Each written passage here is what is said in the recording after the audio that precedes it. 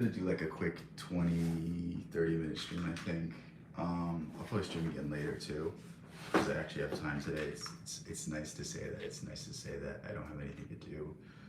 Um, yeah, it's cool. I don't think I've been able to say that for a while, and it sucks because I'm the type of person that like, if I have like things I have to do, I don't want to do anything.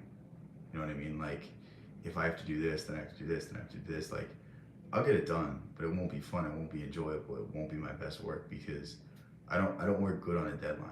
You know, obviously there's something to be said about like if I have to do something tomorrow, then I'll get it done by tomorrow. But if I have to do this, then I have to do that. Then it's like I just feel like it doesn't work out for me. Like when I have urgency, when I have something that I have to do, where I have somewhere I have to be, I feel like it eats into the fun about it. Like, you know, give me assignments, give me things to do, but don't give me well, you have to do this on top of this. Like I can handle one thing at a time, but I can't handle a million things. So that's what I've been struggling with recently. But um, I'm gonna get a breath of fresh air. I'm gonna get a break. Things are gonna start to relax a little. So it'll be good. It'll be cool. It's nice to have a second to breathe, a second to take things in because yeah, I've just been like burning the candle at both ends and expecting great things to come when I'm giving a lackluster effort. So,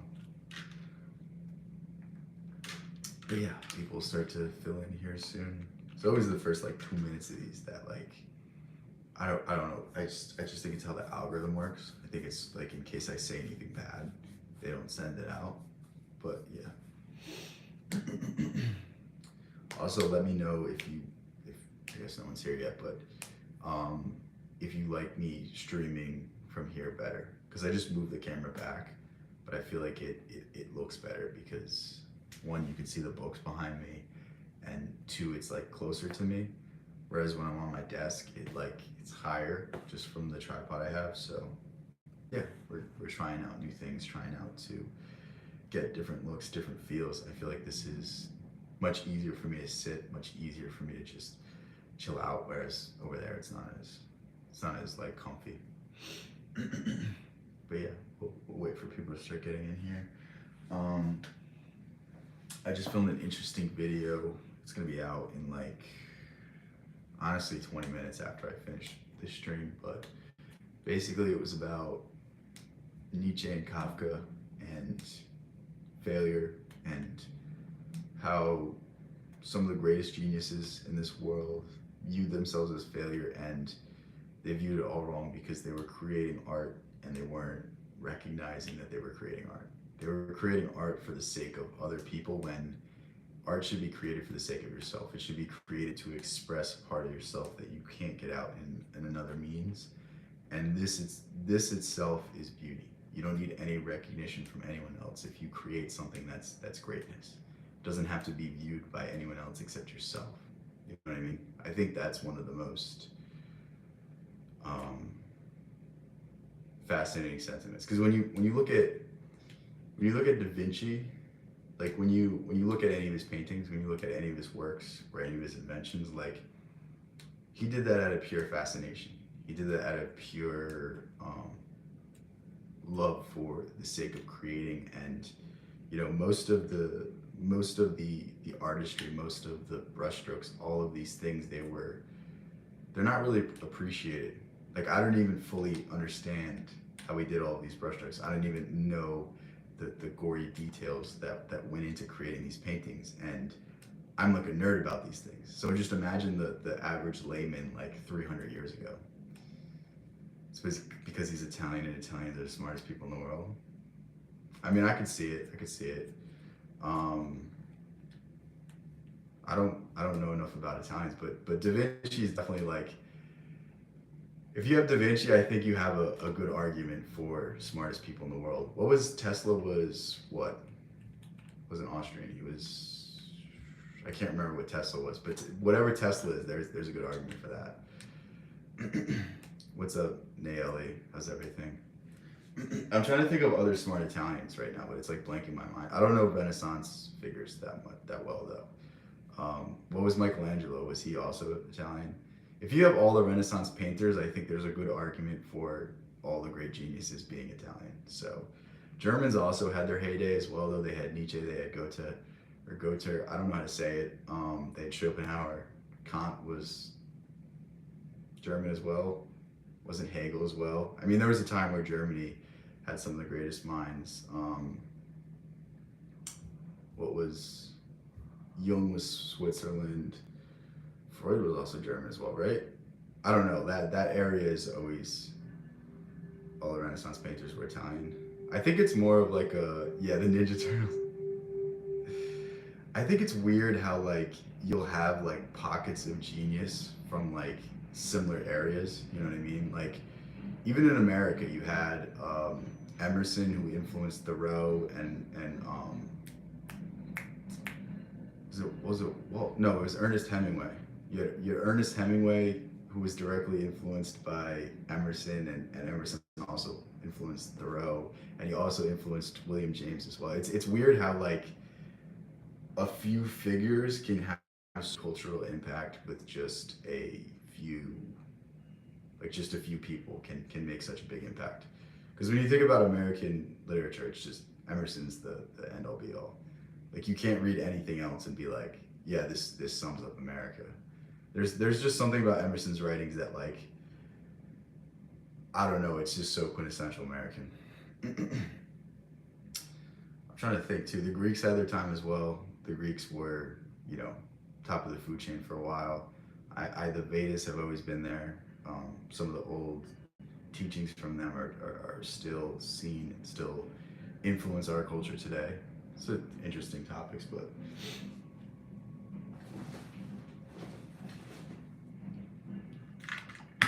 I think that one of the coolest things is the Renaissance was literally sprung up from Cicero.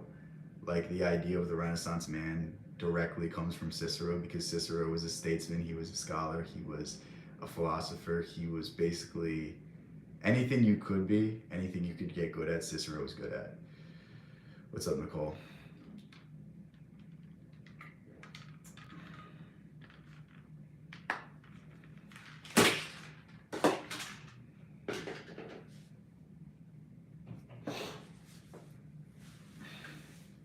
Where am I from? From the US.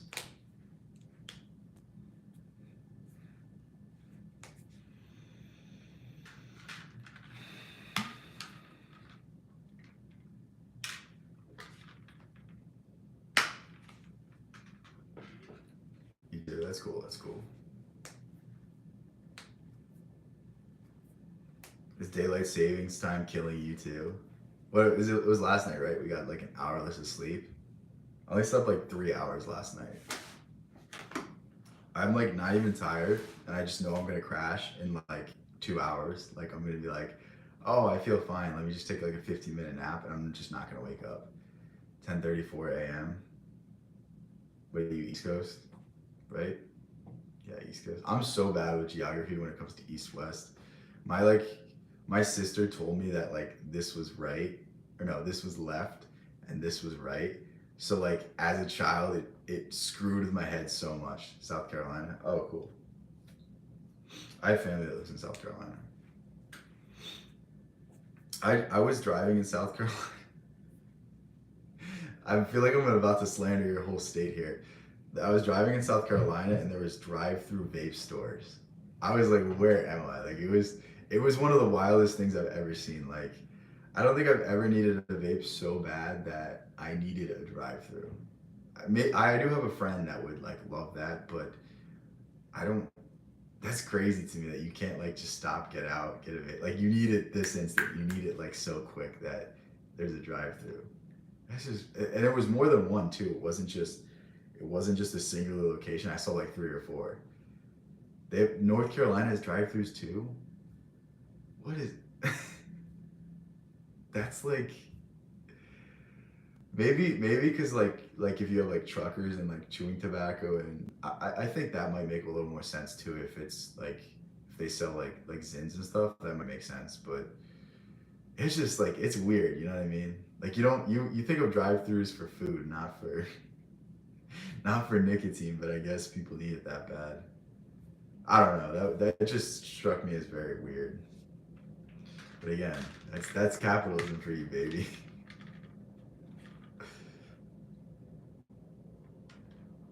Sometimes like I see shit like that and I'm like, I might just become a communist because if this is what capitalism is, I'm against this. It's just like some of the things. What are you like 20, bro? Are you a psychic or something? How'd you know that? What? I'm scared. I gotta look out my window to make sure you're not there. That's crazy.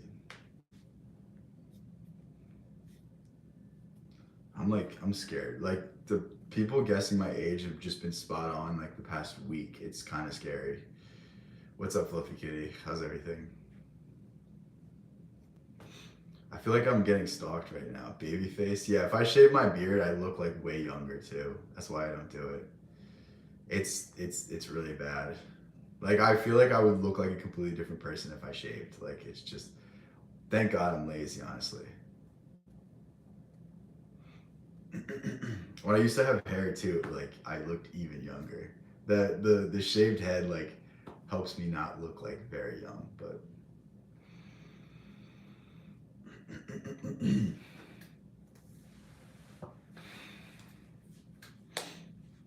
you're handsome, thank you.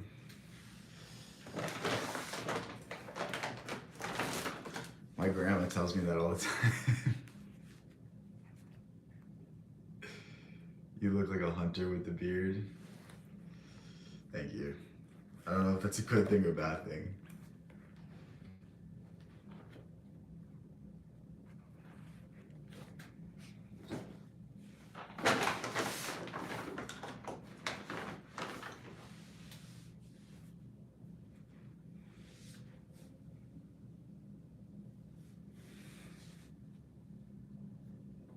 That's a rude comment.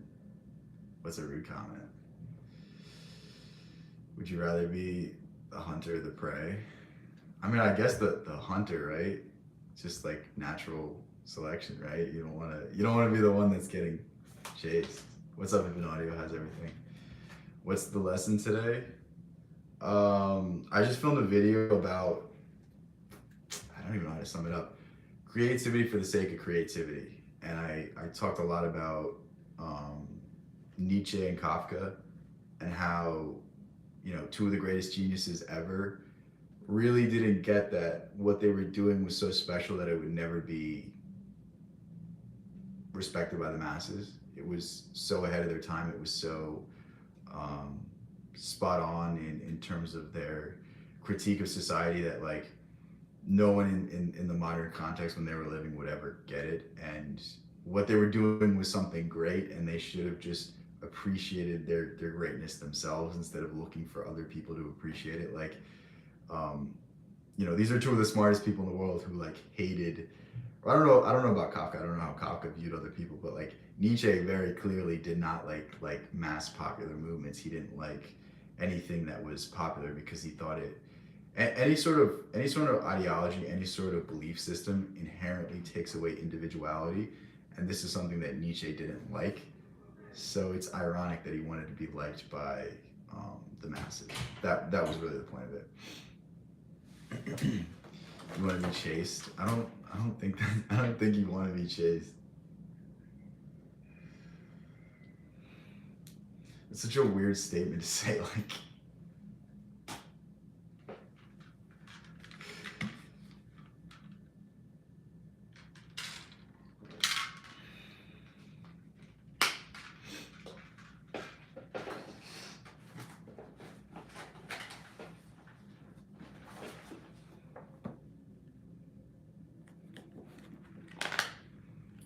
Chase Bank, I want the money.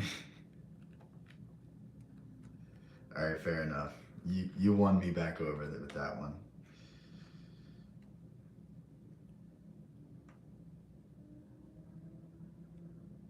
I don't remember reading this. This is the next thing I'm going to read. The archetypes and the collective unconscious. Um, I don't know. I think that's the last idea by Jung I haven't explored is the archetypes. I know like the anima animus is pretty. That stuff's pretty interesting, but the archetypes is something I don't really. I get what it is, but I don't know the specifics of it. That's the thing. What's up, Nayeli? Nayeli, I hope I said that right. My bad if I didn't. Whatever, it's dumb. I'm ready to learn. I don't know if you ever learn anything from me. I mean, the word educate, it comes from, what is it? What's the Latin word? It's like educe or something like that, which just means to bring out. So like learning is the wrong way to approach it because it's more so the insights that you gain from yourself. It's more so the insights that you gain and the way you change your thinking patterns that make the biggest difference. It's not so much the information that you pick up. Like, I think that's the biggest misconception with intelligence. It's that you need to have something external to become smart. But the truth is you need your internal mechanisms to become smarter. You know what I mean? Like, you can read 1,000 history textbooks, but that doesn't mean you understand the context between anything. It doesn't mean you connect the dots between anything. That just means that you have a good memory and you can recite facts. Whereas like being able to have a shred of information and then connect it with something else that you learned previously, that's a much different skill set. And that's really what we should all be seeking. It shouldn't be, oh, I wanna get smarter, so I'm going to get this certificate that says I'm qualified to get this job. It's like, you know, you need some form of testing, you need some form of standardization when it comes to corporations. But I think on a personal level, you need like an inquisitive and a curious nature. I think the thing is, philosophers tend to be all theory and not so much lived out, at least for Nietzsche. I don't know what he did. I don't know why he didn't will himself to power. If he's, yeah. Well, the thing about Nietzsche was he had such poor health that I think that contributed to it a lot. I mean, the sad thing about Nietzsche is him and Emerson were like two sides of the same coin. Like if you read both of them, they're the same. And it's like, it's very sad that like Emerson became like basically a rock star. Like he would go to all of these colleges, all of these places and, you know, give these impassioned speeches and inspire the world. And then Nietzsche's just in a like a stuffy room somewhere in like the mountains in Europe and just writing and being angry. So it's like kind of sad how like you see someone with like such inspiring ideas not inspire themselves. I know what you're saying. Why did he care what others think if he was a free spirit? Yeah. No, I definitely agree with that. That's literally what the video I was writing about was. Because like I'm reading I'm reading the Gay Science, and it's literally like it talks about like when you're with the herd, you're not yourself. And it's like there's something else when he talks about like educating the masses will never really do anything. So it's better to go against them, and the people that will seek out information, the people that will go against conventional narratives are the ones that you really want to win over, because those are the free thinkers. Those are the people whose opinions really matter. And you're reading this and you're like, Nietzsche, do you have like a mirror you can look into? Because the answer is right in front of you. We'll try to keep up. We're not really saying anything.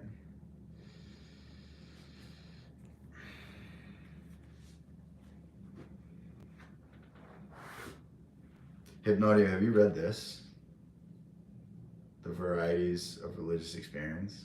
I'm so excited to read this. It's like an old person font though. Like the words are so big. Like I don't know. Like this book was like $5, and it gave me like the biggest possible copy. Like I was expecting like a tiny little thing. Like, what's up, Ego? How's everything, man? I don't think I've seen you in a while.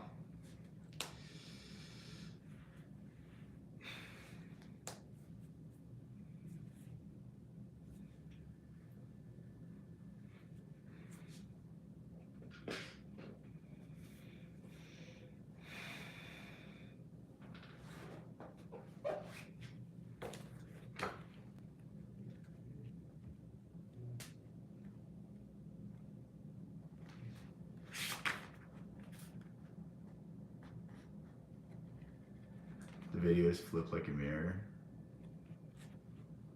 Oh, it's William James, The Variety of Religious Experience.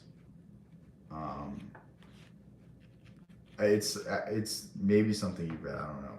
It's like if you've read anything of William James, it would be that probably. But he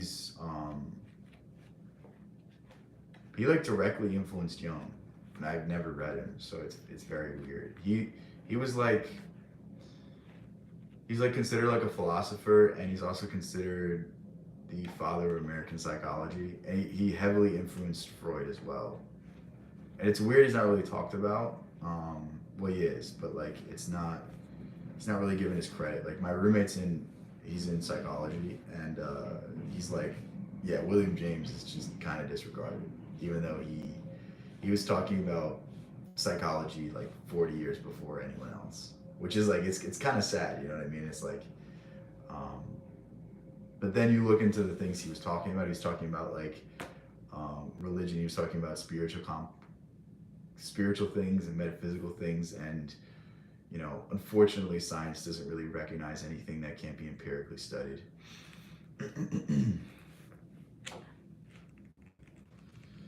You're getting smarter. I mean, I hope so. Mystical experience and encounters with divine definitely impact your psychology. Yeah, yeah. I mean, that's like, what are UFO sightings? It's like when you look at like the number of UFO sightings, and then you compare it with like sightings of Jesus or sightings of the Virgin Mary, it's the same phenomena. It's just people are interpreting it as a extraterrestrial sign instead of a religious sign, but it's really just the same phenomenon. And what I think it is, it's a projection of your unconscious, and it's trying to give you some symbolic message. That's how I view it. But finally got a copy of the Book of Your Dad. Okay, let me know how it is, because someone else bought it and they were like, the book wasn't that good. I'm like, how can you tell? Like, how can you say the book's not good? It's one of those things that like the thing about the Book of Your Dad is like it's a book that if you read it 100 times, you'll take something away 100 times. It's not anything new. Moses and the Burning Bush, yeah, yeah. The weird thing is like there used to be credit to like these events, these images, and like these sightings. We'll say like the insights that you gain from it. But now you're just thought of as crazy. Don't get me wrong. A lot of the people that have visions, that have these things, are insane. Like there's something to say to that, but like you can't read the Red Book by Jung and think that everyone that has visions or talks to whatever entities is insane, because Jung credits all of his psychological development and all of his psychological discoveries and being such a great doctor to the time when he was going through these things. I'm looking forward to it. Keep you updated on my thoughts. Yeah, please do, because like I read that book and I was like, damn, this is a crazy book, but like apparently people don't like my suggestions, because like I had a dude that read The Prophet and he was like, that book was terrible. I'm like, how can you say The Prophet's terrible? Like, first of all, it's like one of the deepest books you've ever read. Second of all, the poetry is beautiful. And third, it's like a very short book as well. So it's like, it's something you can reread 100 times, and it doesn't, it's not like a Dostoevsky novel where it's like, it's a month of your time because it's just so fucking long. You know what I mean? The Prophet was so good. Yeah, if you like The Prophet, you're gonna love the Book of Your Dad. The Prophet is not as good as the Book of Your Dad. So like that should show you like the messaging and the poetry in the Book of Your Dad is like beyond anything else I've ever read. So if you like The Prophet, you're gonna love Book of Your Dad. But someone was saying that was a bad book. I'm like maybe that's just something you don't like. Like maybe you don't like poetry, but like, dude, it's awesome. It's really awesome.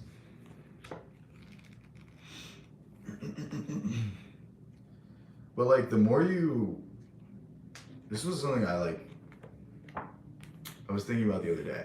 The more you study, the more you realize everything comes back to poetry, because some ideas are beyond comprehension. Like you need some symbolism, you need some room for interpretation, because certain ideas can never be grasped by the conscious mind. Certain ideas are grasped by feeling. And that's why poetry is so convincing. That's why poetry is so um, moving to say.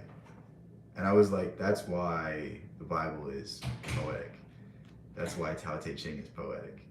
That's why most esoteric works are allegorical. Because a direct text wouldn't get the same depth. A direct text wouldn't get the same meaning. Stress, malnutrition, sleep deprivation probably also play a role. They say people hallucinate during the plagues. Yeah. I think it's interesting. Maybe it's just like a reflection of your psyche. You know what I mean? Like if you have a healthy psyche, then the insights you gain from a mystical experience is going to be a good one. But if you have a fractured psyche, then you're going to get a fractured message. Like I was in a bookstore. I literally had to stop going to this bookstore because this dude was he scared the shit out of me. But like, this dude's talking about like seeing demons and stuff, and I'm like, all right, man, I don't really want to be in this conversation. And it's like, you know what I mean? It's like you don't see those things unless you're in the depths of hell. You don't see those types of things or think about these types of things unless you're really going through something. So it's probably reflective of your state of mind. It's the same thing with dreams too. Your dreams are, if you have good dreams, then you live a good life. If you have horrific dreams, then you're, missing out on something. You know what I mean? Emily Dickinson, because I could not stop for death. I don't know what that is. These people are tuned to the wrong frequencies. Yeah, for sure. I mean, think about it. You have like low vibrational stuff all day, and like I'm not someone that like I'm like ground myself. I don't like walk in grass, but like you can just tell when something's low vibrational because I think it's just a good figure of speech because it's like it depresses you. You know what I mean? Like there's certain rooms you walk into and it makes you less happy. There's certain songs that you listen to and it brings down your day. It brings out violence. It brings out negative emotions. It's like, why do you want to feel anything except your bliss? It's very weird to me. It's a poem by Emily Dickinson. I've never read Emily Dickinson, so didn't resonate with me. You know what I mean? I guess some of us just party with you. What? I don't think that's a good idea to do.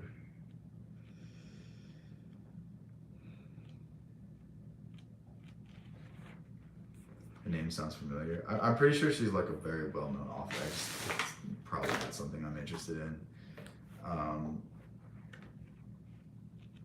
There's very few philosophers I ever want to pick up, very few writers I ever want to pick up. And most of them, they just have a unique perspective on things. You know what I mean? Any sort of like,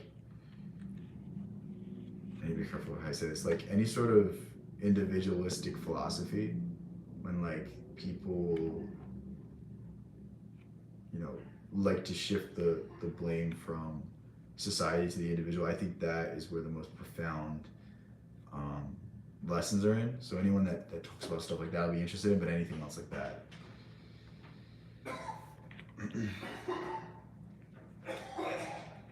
What the hot take, best / favorite philosopher? It's literally the book I was holding. Emerson. Emerson's gotta be the best. You're not interested in women's voices? I mean, I've just never read her. Maybe I am.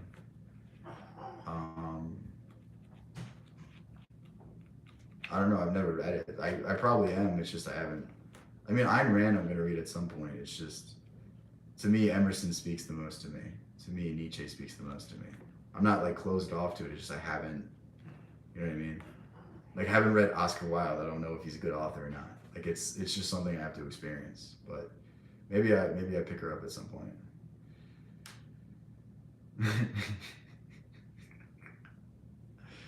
I'm trying to think. I mean, maybe I'll pick up Emily Dickinson just for you. I don't know. Is it okay if I dismiss from class early? Yeah, you can do whatever you want. I'm not holding you against your will. I'm getting called out. I mean, dude, if she writes like Emerson, by all means, I'll pick her up. It's just like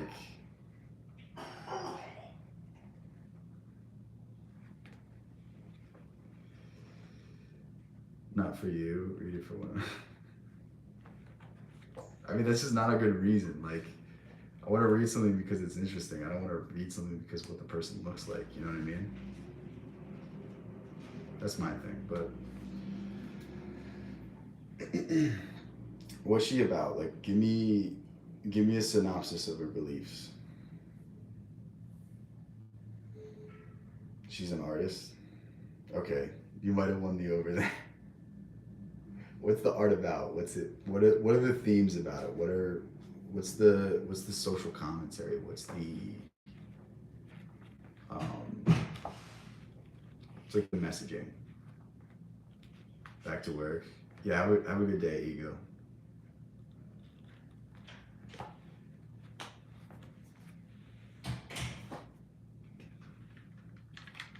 Death is one of them. See, you have no idea. I don't know. Death is kind of boring though. Is it not?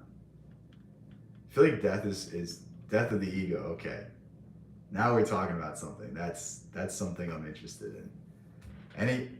Anyone that hits very well on that theme. What should I read by her? Poetry or rebirth? Rebirth in what context? The metaphysical rebirth or literal rebirth? Metaphysical rebirth is very interesting, but literal rebirth is kind of like it's kind of played out. I mean, reclusiveness. You're really speaking to me here. You know that, right? She was a shut-in. Yeah. It's so funny. You're literally talking about me right now.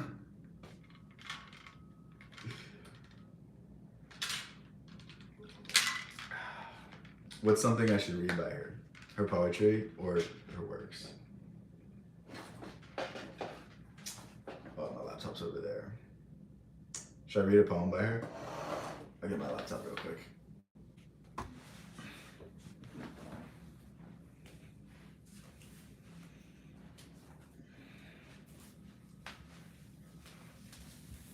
Oh, you know what I have read? I read Frankenstein by Mary Shelley. That's a really good book.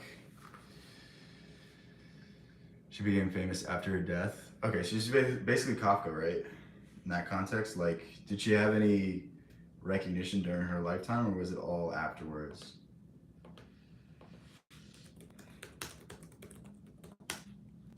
Oh God, I typed that in all caps.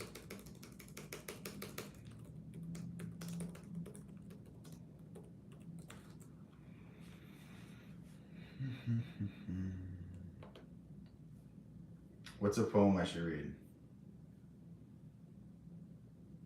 Anti-love poems. What the hell? I gotta brush up on her. Bro, calling Ice Spice a poet after she just talks about poop is like it just makes me not want to read this.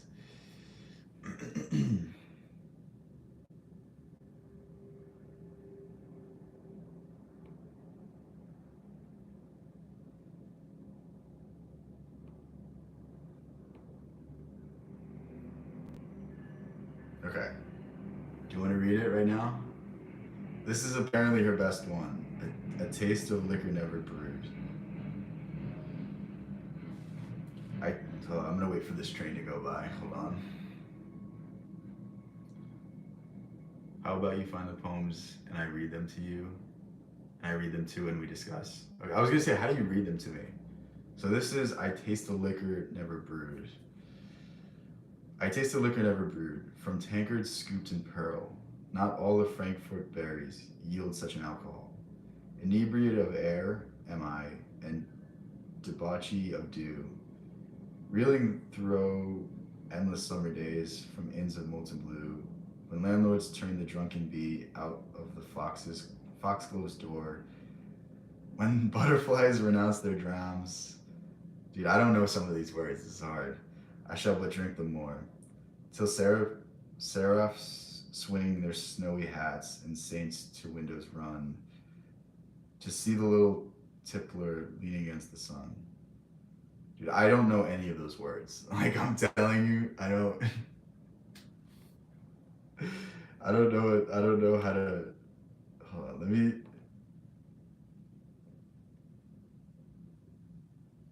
Okay, I'm gonna be able to talk about this one. Success is counted sweetest. Success is counted sweetest by those who never succeed. To comprehend a nectar requires sorest need. Not not one of all the purple host who took the flag today can tell the definition so clear a victory. And he defeated dying on whose forbidden ear the distant strains of triumph burst agonized and clear. What's up, X before YZ? You're so intelligent. No, dude, I can't read out loud for shit. It's so bad. Like when I try to read out loud, especially words I don't know, it's like painful. Um, Literally, this poem is basically saying that like when you win, you never appreciate it. Like it's only the loser that understands what they lost. When you win, you don't value it because you have it, and it's the possession of it that makes it not mean anything.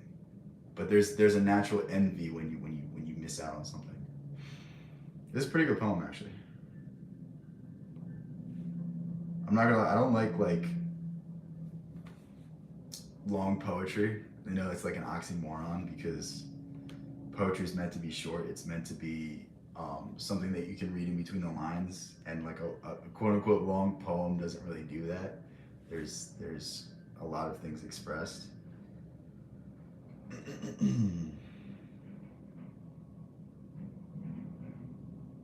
I don't know what this one means. So, like, I just don't know some of the words, so it makes it a little hard. Because this is like 18th century English.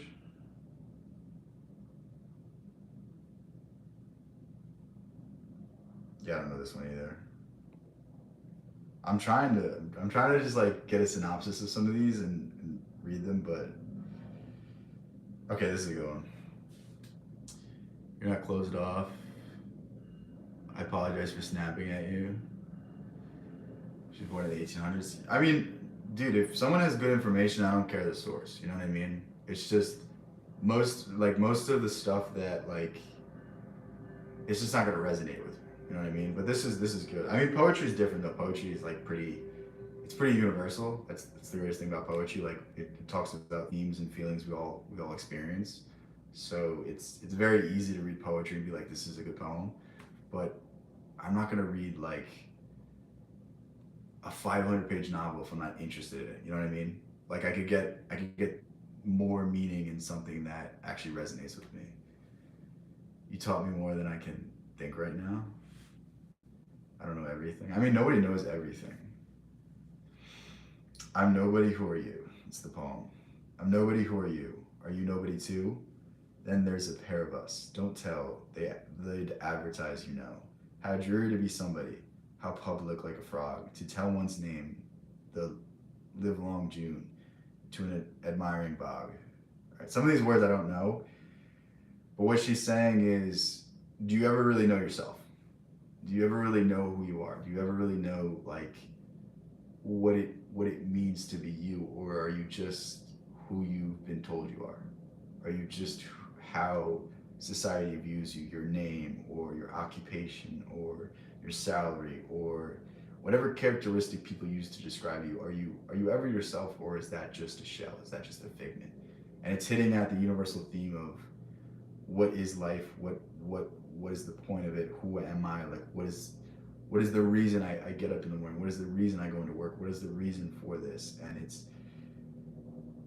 like you said earlier, ego death. I think that's the best way to put it.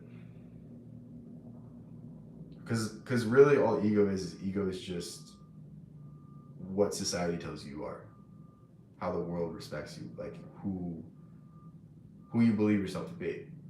And is that really you? I think there's much more. Some people will say that's you, but I think there's a much deeper element of it, because who you are today isn't who you're going to be tomorrow. but your reputation will probably be the same. So who's to say that is really you? We're all evolving and growing every day. Who we were 5 years ago shouldn't be us forever. We should become butterflies. Okay. Is your arm just full of butterfly tattoos? Hope is the thing with feathers. I feel like this is gonna be a good one. Hope is the thing with feathers that perches in the soul and sings the tune without the words and never stops at all. And sweetest in the gale is heard, and sore must be the storm that could have asked the little bird that keeps so many warm. I've heard it in the chillest land and in the strangest sea, yet never in extremity it asked a crumb of me. That's pretty good. These are good poems because I don't like rhyming poems most of the time. Pretty interesting. It's just Fluffy Kitty, do your job. Oh my god. Just remove shit like that. What the fuck? Like, why do I have to look up after reading a great poem and see a message like that? That's just. I just have no words. What she's saying here is hope is something that's undying, and hope is something that can exist in the worst of circumstances and carry us through anything in life. Why do I give you guys mods if you guys don't remove shit like that? I'm just fucking with you. It's probably up for 5 seconds.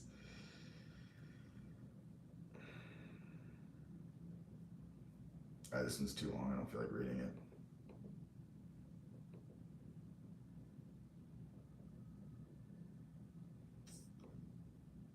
Tell the truth, but tell it slants. Tell the truth, but tell it slants. Success in circuit lies. Too bright for our infirm delight. The truth's superb surprise.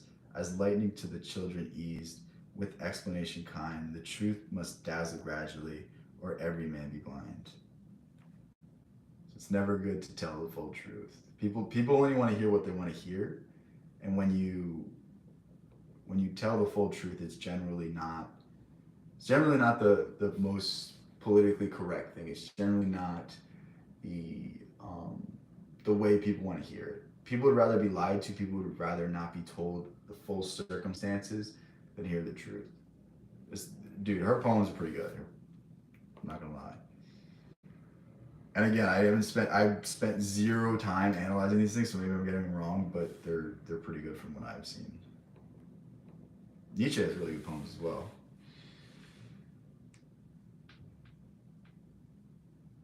Yeah, the reason why we show up isn't because we're mods. Well, I like to hear that, guys. Thank you. I thought Fluffy Kitty was talking about something else. I'm like, I'm not reading that. But I was like, oh, she's talking about the mod. I was like, what? It's like, why would you say something like that? It's so weird. But I'm glad she was talking about that, not something else, you know.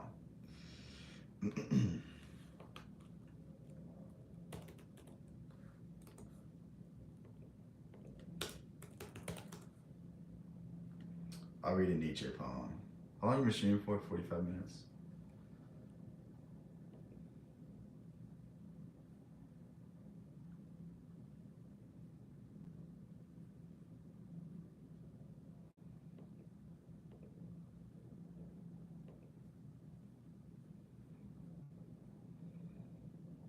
I don't want to read The Madman.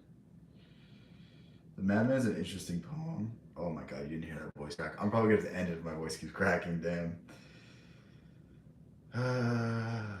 Alright, I'll read from the book I was reading earlier.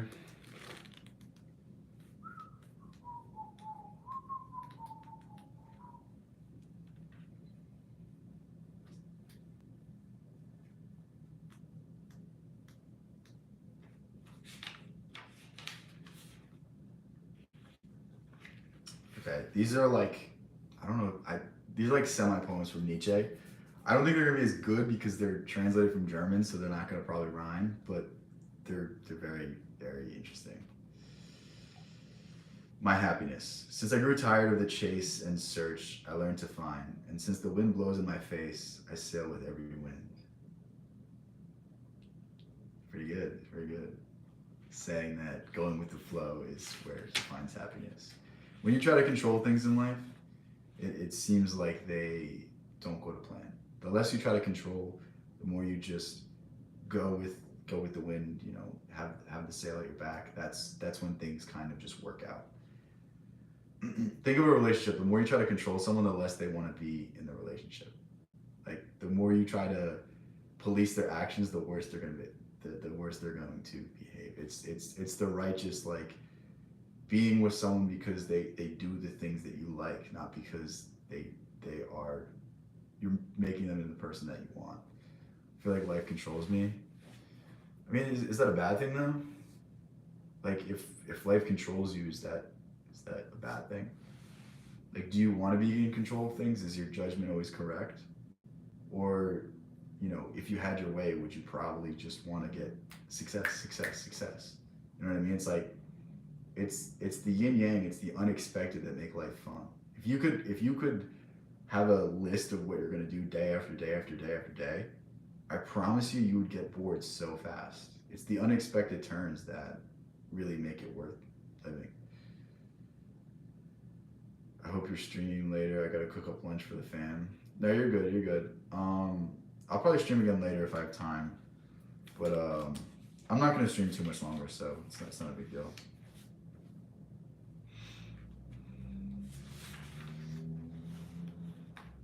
This is a good one. Very short as well. For dancers, smooth ice is paradise for those who dance with expertise. It's very good.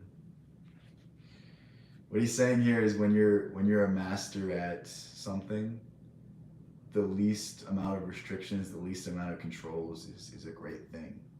Whereas if you're a beginner, it's the rigidity, it's the rules, it's the structure that really aids you. Whereas when you're at the peak of performance, you perform best when there's nothing holding you back. Rust. You need some rust. Sharpness does not suffice, else you will seem too young and too precise. Again, these are some more great themes. Narrow souls that cannot abide. There's almost no good or evil inside. Why do you want to be even keeled? Why do you want to be boring? Why do you want to be consistent? It's the give and take, it's the push and pull that make everything worthwhile. Why do you have to bring up the most heartbreaking loss I've ever experienced? Dude, okay, honestly, I wish the UFC robbed Ankalaev, and it's not that, like, honestly I could see the fight going either way. I see why they gave it to him, but dude, I don't want to see someone hug someone against the cage and win. I love grappling, I love wrestling. When it's done great, it's amazing, but when it's done boring, it's like, come on, man, like do something with the grappling. Like it's any fighting style 101 is you get something and don't waste movements. It just felt like Ankalaev knew he could hold him against the cage and Pereira wasn't going to get out, and he's like, oh, I just won the round. It's like, I don't know, I think the UFC has to do a better job of like splitting them up when they're on the cage, because it's really just like, it's killing the sport, man. Like, I hate to say it, it's the grappling is an art, but like, you don't get asses in the seats by having a hugging contest. You get asses in the seat by having a gritty fight, by people having bloody faces. Like, neither of those dudes had any cuts on their faces. Like, why is that a championship fight? Why is that a fight that's on the main event? You know what I mean? Like, it's very upsetting when you have, like, you know, obviously two really talented guys, and it doesn't seem like either of them wanted to take a risk. That's really the sad part of it. But the same thing with Alex. Like, Alex didn't risk anything. He didn't do anything that could expose the takedown. Like, you know what I mean? If you're stopping the takedowns that easily, don't you think you would want to risk it a little bit? Don't you think you would want to throw a hook or throw an uppercut or throw a knee, or like throw something different that you haven't thrown yet? Take a little bit of a risk, and you probably are still going to stop the takedown. You know what I mean? Khabib, Islam, and Khamzat are the only good grapplers. I like Charles too. The thing about Charles Oliveira is he usually doesn't aggressively grapple. What he does is he'll use it if he gets knocked down, or he'll use it if he gets a scramble. Like, I love the way Charles fights because he's just like he's not relying on anything. You know what I mean? Like Islam, Khabib, Kamzat. You know they're just gonna take you down and wear you out. But like, dude, Oliveira is just so fun to watch because the dude can do everything. The dude is just so well rounded. Yeah, dude. Honestly, I'm like 2 title fights in a row. Ankalaev kind of shits the bed. Like kind of stinks it up. Like, I mean, he probably won the fight against Jan Blachowicz. I mean, there's an argument that Jan Blachowicz won, but like he probably won that one, and they didn't give him a belt. Like they should have just done the same thing. It's like, dude, like we have enough boring champs. There's Bilal Muhammad. Um, you have Marab. I don't know why people like watching Marab. It's so boring to me. It's just like he's not going for submissions. He's not going for ground and pound. He's doing enough so that he doesn't get a stalling call. The takedowns, the scrambles are exciting, but like the in between is just like I can't watch it, man. Same thing with Pantoja. That dude, it's just I don't know. He has a good style to win, but it's not a style I like watching. Um, DDP is just he's all over the place. He's like one of the only fun fighters there's left. I mean, John Jones needs to fight Aspinall. Like, come on, man. Like you can't just keep saying I'm gonna fight Pereira. Like Pereira just lost. Nobody's gonna be like, yeah, Pereira deserves this heavyweight shot. So at least that's a good thing. You know what I mean? I meant to say Russian grapplers. Yeah. I get what you're saying. Yeah. I don't know, dude, because there's Zabit, right? That was his name. Zabit was a dog. Zabit was like there are some really good Russian grapplers that like don't just like I feel like it's just like a few of them that ruin it for the rest of us. Like I don't know why I said the rest of us. Like the rest of them is just like I don't know, man, because like ground and pound is some of the most exciting stuff there is. Like when you can get someone on top, like what Moicano did to Benoit Saint Denis, that's like honestly more impressive than a knockout. Like there's some really impressive ground and pound. Ground and pound is some of the most brutal, some of the most exciting stuff there is. Like it just sucks. Like and you have people like another fighter I don't like watching is Aljamain. Like Aljamain's just gonna do the same thing. He's just gonna point fight. And like I get it, it's a competition. I get you fight to win, but like you're also like fighting for fans. Like what's another title defense if nobody likes you? You know what I mean? Like people will just talk about Aljamain Sterling and be like, yeah, he was a great champ. But people won't be like, that fight was insane, dude. I stayed up all night and he just knocked this guy. Like there's not like that Tyson like mythical like element to him. Like he doesn't have fights where he just had crazy knockouts or he had crazy submissions. Like, you know what I mean? It's not like we're not talking about the performance. We're just talking about the accolades, which is it's weird to me that people go for accolades, not like the fame, not the notoriety, because you're doing it for fame and notoriety, but you just want the title. You know, it's just like how many fighters have fought for a title and nobody knows who they are? Like how many of the old UFC guys have won belts and people barely would recognize them on the streets? Versus like you have a McGregor who has stupid knockouts that like you're like, wow, like that was a dominant champ. Like that dude didn't even defend his belt, but like had he just stayed on the straight and narrow, he would have been remembered forever. Same thing with Khabib. Like everyone talks about Khabib, like wow, like how many fights in a row could that guy have won if he just didn't retire? Like that dude was so dominant. You know what I mean? It's like most of these like stalling grapplers don't have performances like that where we're like, this dude was next level. That's the thing that pisses me off. Like if you're gonna risk fighting, if you're gonna risk brain damage, why not just go all out? Why not do something and do it to be remembered? You know what I mean? It's weird to me how like gamified it's become. I know it's a game, I know it's a sport, but like it's just to me it's not appealing.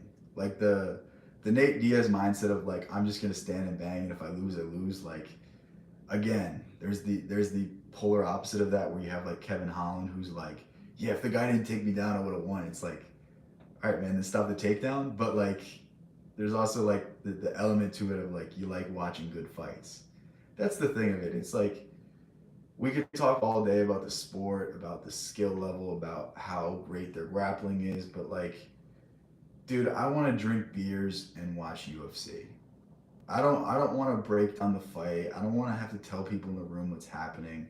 I don't want to have to say, well, that's a very dominant position. Oh, he can really hold him down from here. Like, I don't want Joe Rogan having to have like cope the whole fight of being like, this grappling's amazing. Like, I just want to be able to watch it and be like, I can't do that. Like, that's a skill level beyond anything that I can do. Like, you know what I mean? When you see someone hugging against the cage, you're like, all right, I could stall against the cage. I could stall here. Like, you know what I mean? It's like I want to see cool shit. Like the how do you say it? Is it Ruffy or Huffy? I don't know how to say it. The guy that knocked out Bobby Green. Like, I want to see shit like that. Like, that's why I watch the fights. It's not for great grappling. It's for stuff like that. It's for highlight moments. I think Dagestani's ruined the UFC. No, I think it's um I don't know. I don't know if it's Dagestani's. I think it's just the. I think it's like probably the money behind it now. Cause think about it, like fighting back in the day used to be like people would just go out and brawl. It would be like people that like had a screw loose, like Tank Abbott. Like that dude was just a brawler. Like that dude really. I mean, he was a great fighter. Obviously, like he had some skill, but like he was more so his like craziness that made him such a dangerous guy. Like, but nowadays there's so much money in it, and there's like these training facilities, and they have like these like feeder leagues. Like I think the money in it kind of ruins it. Like think of basketball. Like the players don't play. Like they sit out games. Like the more money that you're gonna make, the more people are gonna try to game the system. It kind of takes away from the pure violence of it. You know what I mean? Where it's like now people aren't doing it for the love of it. They're doing it for the paycheck and the fame and this and that. Like the more stuff these people have to lose, the less likely they're going to take risks. I think there's something to that. And also, like, you can't say Dagestan is ruined because, I mean, I don't know if you consider like Kamzat was born in Dagestan, but like he didn't train there. But like Khabib and Islam didn't ruin it. Zabit didn't ruin it. Umar didn't ruin it. Like, um, I think it's just like a few people that just have a boring style that like kind of get grouped in. You know what I mean?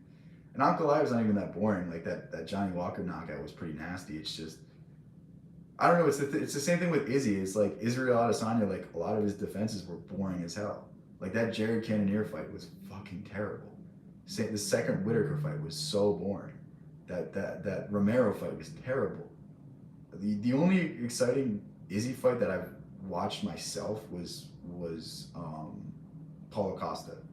That was like the only fight I've watched of him that I was like, damn, this is crazy. Maybe the Strickland fight because it was such a bad beatdown. Even the DDP fight, I was like, it wasn't. It wasn't really like I wasn't like off my seat. It was a good fight. Don't get me wrong, but it wasn't something that I was like, this is legendary.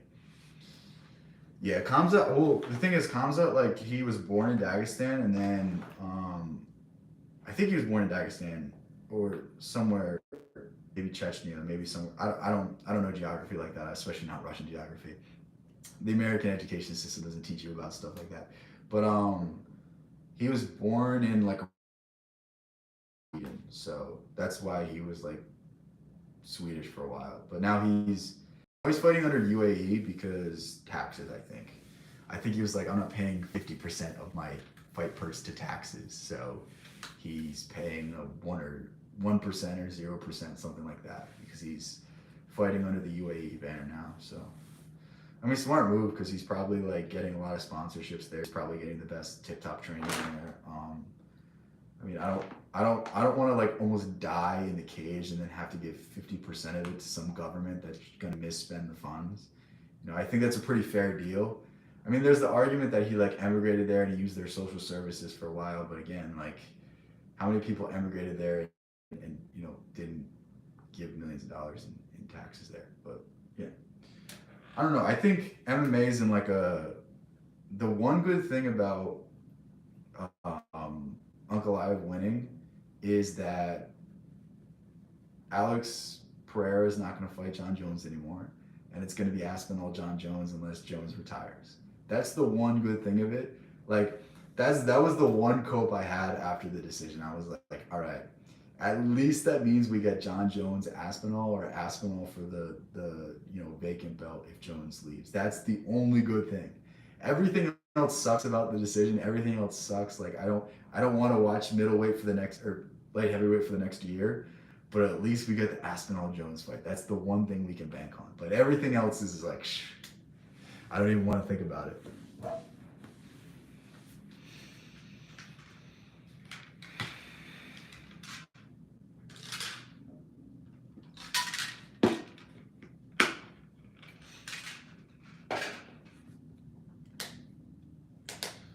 I wonder why they didn't give to Puria the instant match with Makhachev though. I really think they should have, because who else is that guy gonna fight? I feel like he's fought everyone at the top. Can't, who pulled out of the fight against? Was it Armin? I don't think Armin gets the title shot, so it's just they should just give it to Puria. But um, you know, that would make too much sense, right? Like UFC is gonna be the UFC and like make stupid matchups. I don't know, but yeah, it's like 11:30. I'm gonna go. I got some stuff I gotta do. I'll probably stream again later.